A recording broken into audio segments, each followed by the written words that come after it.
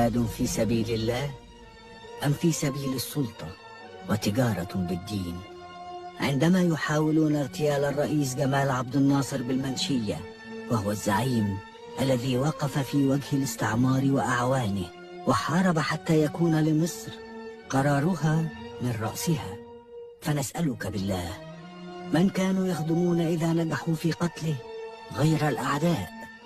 عندما يغتالون الإمام الذهبي وزير الأوقاف، عندما يغتالون الرئيس السادات، وهو من هو البطل، هو قائد النصر وتحرير الأرض من احتلال اليهود، هو راسم البسمة وباعث الفرحة في نفوس كل المصريين والعرب والمسلمين، هو الأمل في بناء مصر الحديثة العظيمة العريقة، هو من تعلقت به قلوب الجماهير وتفاءل به الجميع، وفجأة يغتالوه أثناء مراسم الاحتفال بعيد النصر والتحرير. فنسألك بالله، من يخدمون غير الأعداء؟ وبرغم ذلك لم يتوقفوا عن رفع السلاح ضد أبناء وطنهم، وعندما تقول لهم اتقوا الله تأخذهم العزة بالإثم، وتتوالى الاغتيالات. تلطخت أيديهم بدماء أحمد ماهر باشا رئيس الوزراء عام 45، واغتيال أحمد الخازندار ومحمود فهمي النقراشي ورفعت المحجوب وفرج فودة المفكر الإسلامي، ومحاولة اغتيال نجيب محفوظ.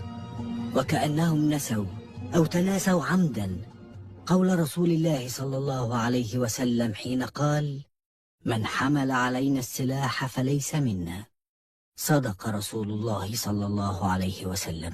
فأين هم إذن من الإسلام؟ والله تعالى يقول: بسم الله الرحمن الرحيم: من قتل نفسا بغير نفس أو فساد في الأرض فكأنما قتل الناس جميعا، ومن أحياها فكأنما أحيا الناس جميعا. صدق الله العظيم. فأين هم من الإسلام؟